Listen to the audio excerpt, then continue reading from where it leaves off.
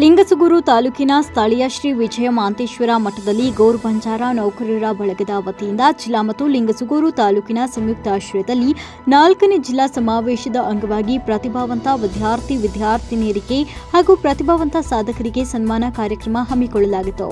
ಕಾರ್ಯಕ್ರಮದ ಅಧ್ಯಕ್ಷತೆಯನ್ನು ಸಿದ್ದಲಿಂಗ ಮಹಾಸ್ವಾಮಿಗಳು ವಹಿಸಿದರು.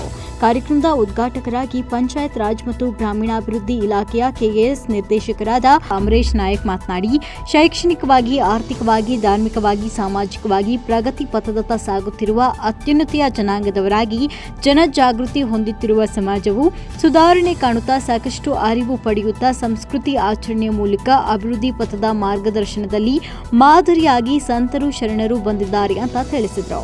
ಕಾರ್ಯಕ್ರಮದ ಉಪನ್ಯಾಸಕರಾಗಿ ಭೋಜರಾಜ್ ಎಸ್ ನಾಯಕ್ ಆಗಮಿಸಿ ಬಂಜಾರ ಸಮಾಜದ ಇತಿಹಾಸವನ್ನು ವಿಸ್ತಾರವಾಗಿ ವಿವರಿಸುತ್ತಾ ಉಪನ್ಯಾಸ ನೀಡಿದರು. ಪಿಯುಸಿ ಮತ್ತು ಎಸ್ಎಸ್ಎಲ್ಸಿ ಪರೀಕ್ಷೆಯಲ್ಲಿ ಅತಿ ಹೆಚ್ಚು ಅಂಕ ಪಡೆದ ವಿದ್ಯಾರ್ಥಿನಿಯರಿಗೆ ಹಾಗೂ ಪ್ರತಿಭಾವಂತರಿಗೆ ಸನ್ಮಾನಿಸಿ ಗೌರವಿಸಲಾಯಿತು. ಈ ಕಾರ್ಯಕ್ರಮದ ದಿವ್ಯ ಸಾನ್ನಿಧ್ಯವನ್ನ ವಹಿಸ ಮೇಲೆ ಮಲಿಕ ಪರಮ ಪೂಜ್ಯ ಶ್ರೀ ಸಿದ್ದಲಿಂಗ ಮಹಾಸ್ವಾಮಿಗಳು ವಿಜಯ ಮಾಂತೇಶ್ವರ ಶಾಖಾ ಮಠ लिंगसुगूरनुना तमाम सेर परवागी हाथ जोड़ी रामी रामी कहते हो, स्वागत करते हो. परम पूज्य सन्मान्य श्री तिप्पण्ण नायक निवृत्त PSI अश्वत्थांड वो आताणिना गौरवार्पणे मूलक स्वागत करने विनंती करू.